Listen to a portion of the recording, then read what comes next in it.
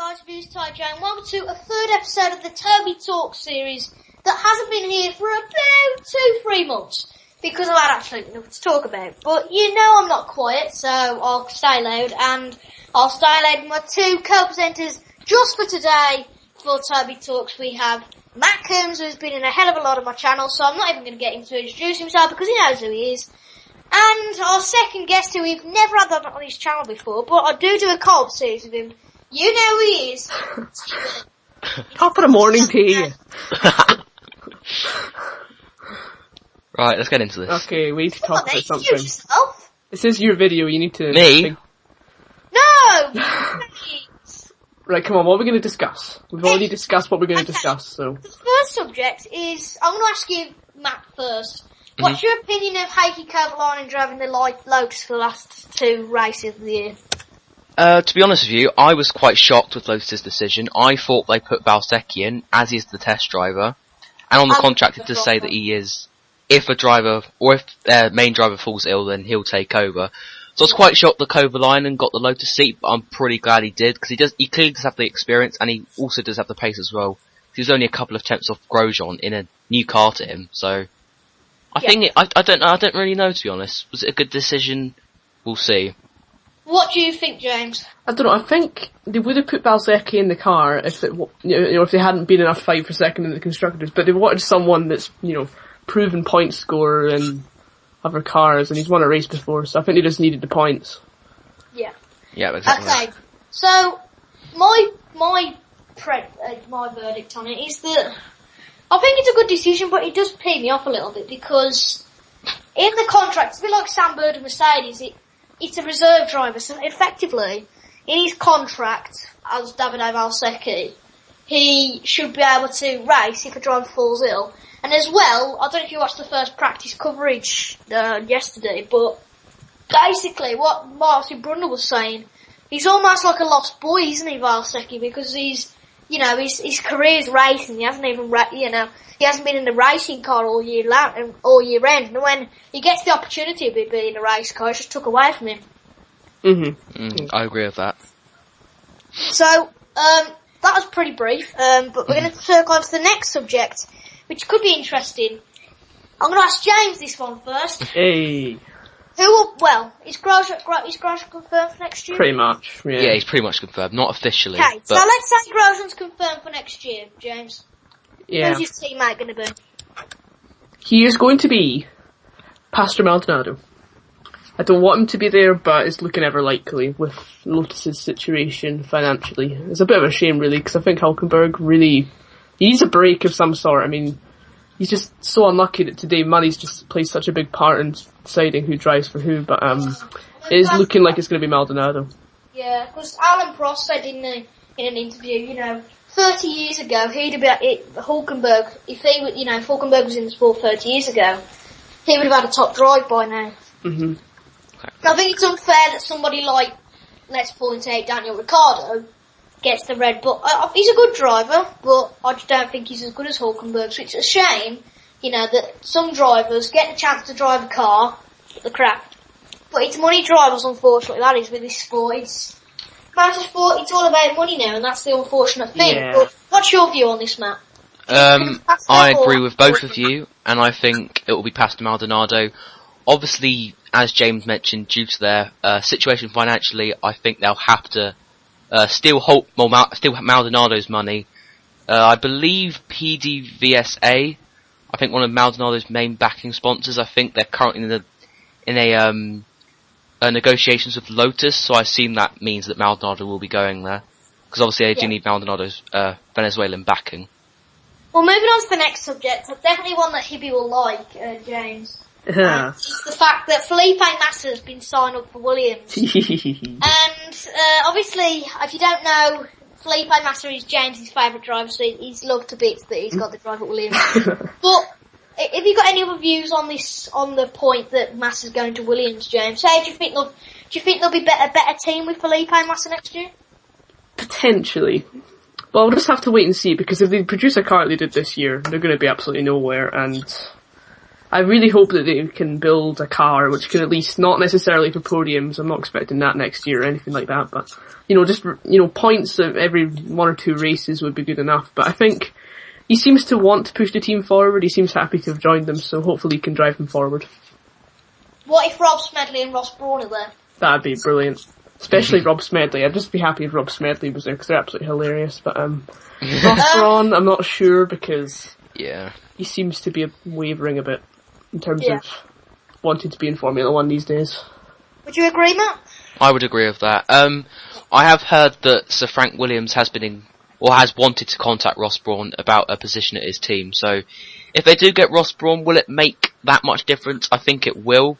Ross Brawn's been on the sport for many years now, and he has the experience, so I think he will be able to produce a pretty good car with the new regulations.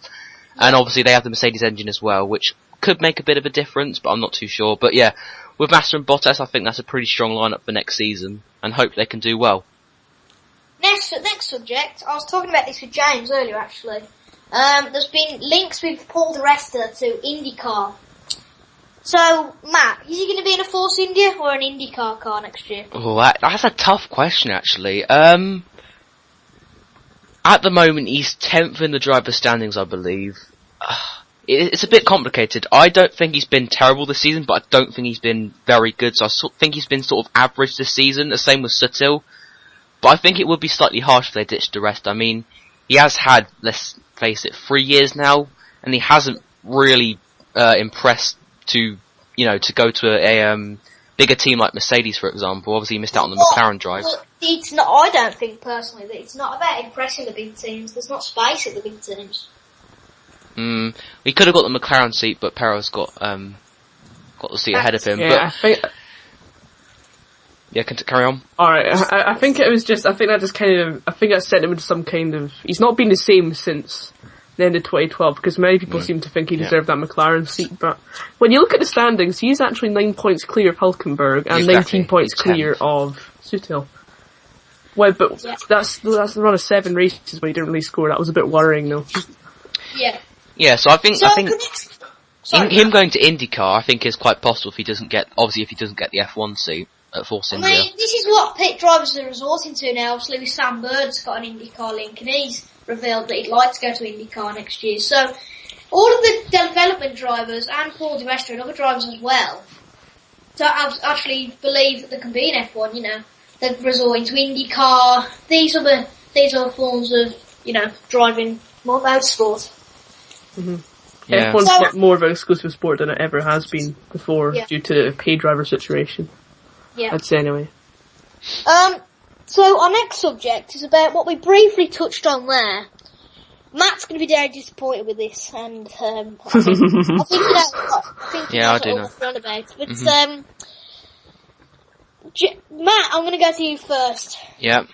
I'll be honest, I pretty much know the answer already, but the audience don't. What do you think about Perez getting sacked? I don't think it was fair at all. I think Perez should have got another year because, Kovalainen did. In 2009 he got a second year. I don't know.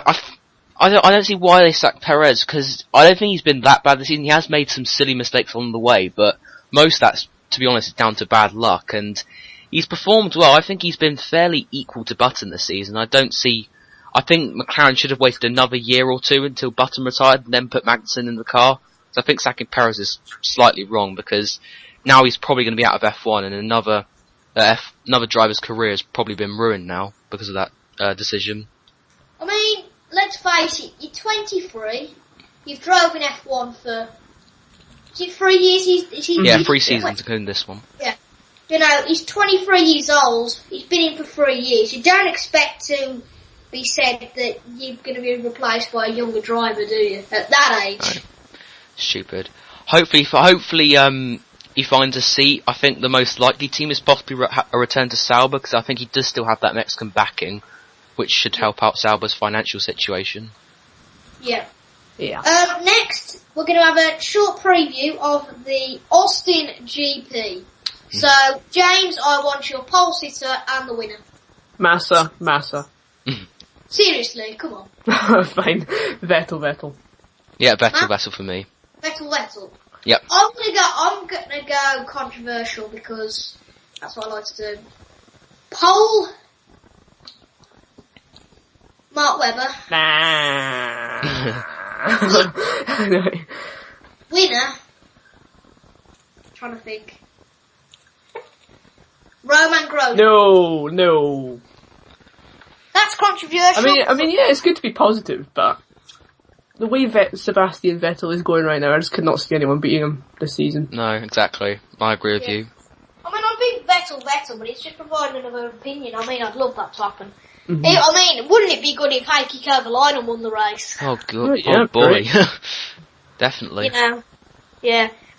So, finally, I think finally, what was I going to say? I can't even remember what the subject is now. Austin preview. Something to do with Formula 1, I'm guessing. Yeah, I presume so. Let's just revert back to what I was thinking. How do you think Daniel Ricciardo will fare next year?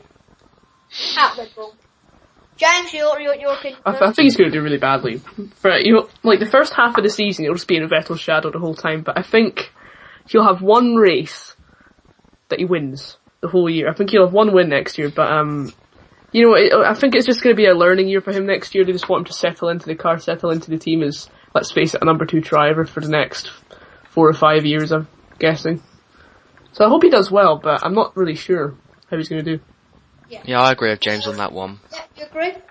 I agree with James. So, I probably agree with James also. Have you guys got any more subjects that you want to say about? No, not really. What about YouTube subscribers? No. Yeah, I think we should end the video here. Yeah, okay, yeah, it's just going to get out of hand now. I'll just go. But I think we need to talk about, that's a good point. If Kovalainen, there's an off chance of him getting the Lotus drive next year, can he get the Caterham drive? That is a good, that's a talking point, isn't it? I can't see it. But if he impresses Lotus and Caterham in the next 2 races, if he perhaps gets a podium in one of the 2 races, surely Caterham are going to be looking at him and thinking that could be a possibility. What kind of financial backing do there they are? have, though? Yeah, that's the thing. But there were rumours in Abu Dhabi that Geerder van der Garde would be sacked for next season, which I think is slightly harsh, considering he hasn't been that bad this season. For some odd reason, Max Chilton's been up for the Caterham drive. Yeah, I know. Go away. No, I think he'll stay at Marussia. But on the subject of Kovalainen, I think he will get that drive. I remember my original prediction was Peak and Kovalainen. I'm going to stick to that prediction. I think Caterham obviously need to regain the experience of Kovalainen. I don't think their financial situation is as bad as some other teams, such as Sauber and Lotus. Actually, saying that, Caterham are a lot younger, so they're probably about the same. But I don't know.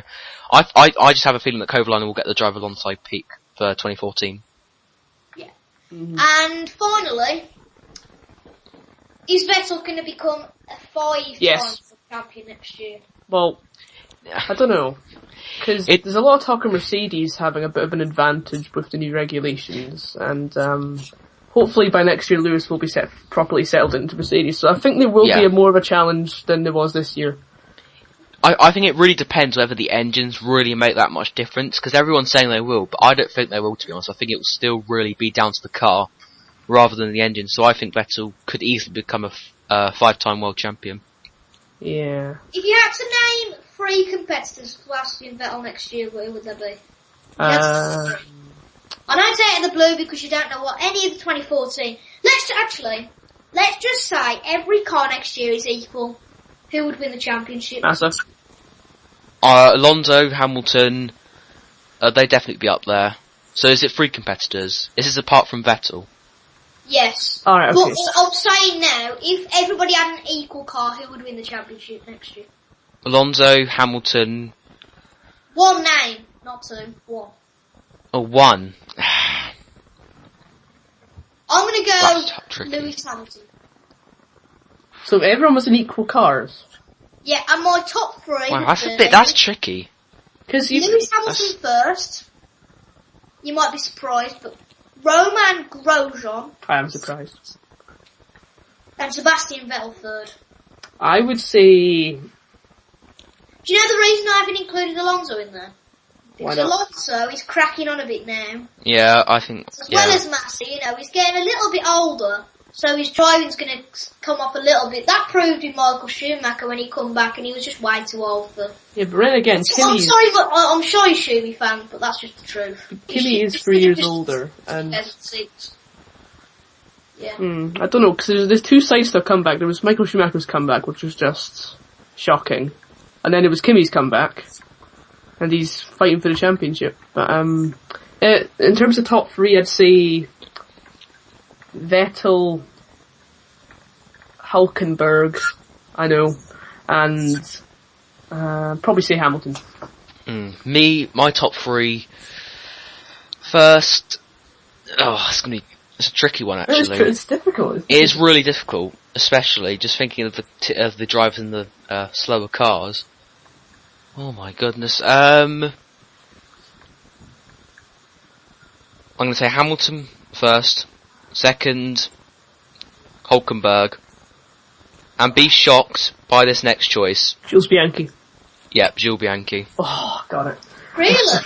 Okay. Yep, he's really impressed at Mauritia. I think we're going to end on that now. Yeah, because definitely. that's a Yeah. shocking note to end on. So thank and you on for that watching, bombshell. And shut up, Matt. And I really appreciate James and Matt coming on today, especially James, as we've never seen James on the channel before, even though he's co-op with me. But anyway, guys, thank you guys for joining me today, the two of you, and any viewers that watched. Thank you guys for watching, and goodbye. Goodbye. See you later.